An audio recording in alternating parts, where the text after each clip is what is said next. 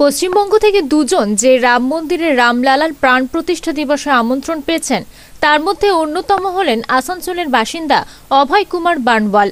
তিনি পূর্বে কর সেবক হিসেবে পায়ে গুলি খেয়েছিলেন। আমন্ত্রণ পেয়ে তাই তিনি আনন্দে আত্মহারা হয়ে ওঠেন। পাশাপাশি তিনি শুক্রবার আসানসোল স্টেশন থেকে অযোধ্যার উদ্দেশ্যে রওনা দেন। এদিন আসানসোল স্টেশনে তার যাত্রায় শুভাগমন জানাতে পরিবারের সদস্যদের সাথে বিজেপি নেতাকর্মীরা উপস্থিত ছিলেন। বিজেপি কর্মী সমর্থকদের পক্ষ থেকে এদিন অভয় বানওয়ালকে উত্তরীয় পুষ্পস্তবক সহ মাথায় পাগড়ি পরিয়ে সম্বর্ধনা জানানো হয়। পাশাপাশি অভয় কুমার বানওয়াল জানিয়েছেন,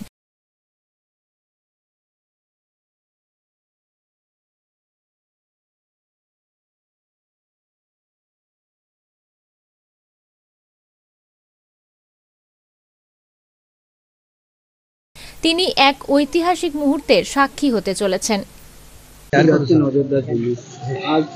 আজ এখান থেকে রওনা অযোধ্যার রাম মন্দির, কি রকম আপনার আজকে লাগছে অনুভূতি আর কি রকম? এটা বর্ণন করা যায় না, শব্দ নেই। দ্বাপর যুগে ভগবান 14 বছরের বনবাসের পর রাজ্যাভিষেক পেয়েছিলেন, উনি রাজ্যতে ফিরে এসেছিলেন। আর এই কলিযুগেতে আমাদের সনাতন ভাইদের মানে দুর্বলতার জন্য 500 বছরের বনবাসের পর ভগবান আজ উনার রাজ্যাভিষেক হতে যাচ্ছে। খুশির সীমা নেই, বলা যায় না। আজ যত সনাতন ভাইরা আমাদের আছেন ওর মুখ দেখুন, মুখটা দেখেই বুঝতে পারবেন যে কত খুশি আর কত ইয়ে। পশ্চিমবঙ্গে দুজনকেই আমন্ত্রণ করা হয়েছে সরকারিভাবে, তার মধ্যে আপনি আসানসোলে, কি বলবেন? কিছু বলার নেই, রামের যার উপরে কৃপা সেই যাবে, আর ভগবানের বিশেষ কৃপা আমার উপরে হয়েছে। আমি মানে নিজের অনুভূতি বলতে পারছি না, আমার কাছে শব্দ নেই। মন্দির নিয়ে কি রকম আপনার চিন্তা ভাবনা হচ্ছে মাথায় এখন থেকে? মন্দির তো আপনি বলতে পারেন যে আমাদের কি বলবো, हिंदू राष्ट्र का नींव ये मंदिर है। और कंगूरा जब हमारा भगवान श्री कृष्ण का जन्मभूमि और काशी विश्वनाथ का मंदिर जब हमको मिल जाएगा तो हम समझेंगे कि हमारे सनातनियों का सारा कुछ जीत हो गया है। जय श्री राम, जय श्री राम। घटना घटी थी, आपको गोली लगी थी, उस दिन का और आज का ये कैसा? बहुत अंतर है। उस समय तो ऐसा लग रहा था कि मैं जब अयोध्या गया था तो नहीं लग रहा था कि मैं अपने देश हिंदुस्तान में या भारत में हूँ, मैं किसी और देश में। मुझे लगता था कि मैं पाकिस्तान पहुँच गया या सीरिया है या कौन सा देश में पहुँच गया हूँ। आज हमारे भगवान राम का शासन है दिल्ली में, उनके प्रतिनिधि हनुमान के रूप में बोल लीजिए। और जय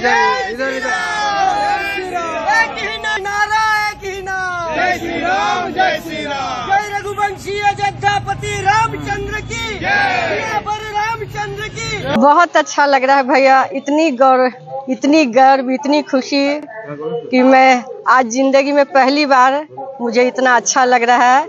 इनकी पत्नी होने का मुझे बहुत गर्व है और मेरी अनुभूति बहुत अच्छी है। इनका यात्रा जो है राम प्राण प्रतिष्ठा का यात्रा जो ये कर रहे हैं बहुत मंगलमय हो, बहुत सफल हो, और मैं इनका पूरी तरह से इंतजार कर रही हूँ, करूँगी। और मैंने इतनी खुशी है कि मैंने खुद इनका पैकिंग किया है और सारे ड्रेसअप मैंने खुद जाकर के मार्केटिंग की हूँ, साथ में मिल करके। मुझे बहुत खुशी है। सारा दिन किस तरीका से आप आज किए हैं उनको तैयार करने में? सारा दिन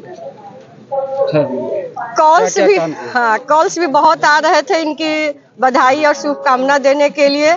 मैंने इनका टिफिन पैक किया है, बहुत प्यार से बनाया है, और मैं इन्हें सब कुछ पैकिंग करके दी हूँ। बहुत अच्छी बात है। सुबह से पूजा अर्चना से जी सुबह मैं तो ऐसे डेली पूजा करती हूँ।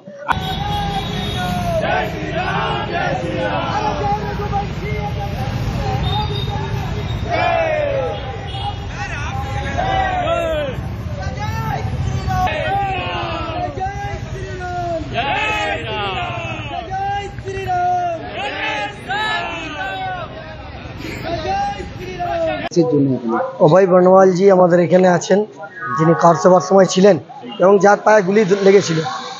পশ্চিমবঙ্গের মধ্যে দুজন এই ধরনের আমন্ত্রণ পেয়েছেন সরকারিভাবে, যার মধ্যে আমাদের গর্ব আসানসোলের অভয় বর্ণওয়াল জি। তাকে আমরা এখানে মানে ভাব্যপূর্ণ একটা আমরা অভিনন্দন দিতে এসেছি এবং এখানে স্টেশনে ছাড়তে এসেছি যে তার যে আজকে পায়ে গুলি লাগা, তার যে একটা কম্প্রোমাইজ আজকে যে একটা সার্থক হতে চলেছে, সেই যে তিনি নিজে সাক্ষাৎ সেখানে আমন্ত্রণ পেয়েছে, এটা শুধু তিনি নয়, তিনি তো শুধু রিপ্রেজেন্টেটিভ, অ্যাকচুয়ালি তার মাধ্যমে পুরো আসানসোল অযোধ্যা যাচ্ছে। আমাদের আজকে খুশির আনন্দের সীমা নেই। কিভাবে আপনারা ওনাকে সম্বর্ধনা দিলেন? অভয়দা একবার বলেছিল, অভয়দার সঙ্গে গল্প করছিলাম, তো অভয়দাকে বলেছিলাম যে দাদা যখন তখন গেছিলেন তখন আপনারা খাবার কি খেয়েছিলেন, নানা রকম বিষয়ে গল্প হয়। তো অভয়দা একবার আমাকে বলেছিল, আমাকে সেই সময় তার দাদি ঠেকুয়া ছাতু দিয়ে গেছিল। তো আমার সেটা মনে ছিল, আজকে আমরাও এতে করে তাকে ওই ছাতু এবং ঠেকুয়া, আমি মনে করি যে অনেক খাবারের মধ্যে অনেক পূর্ণ জিনিস থাকে যেটার জন্য অনেক বড় ব্যাপার হয়।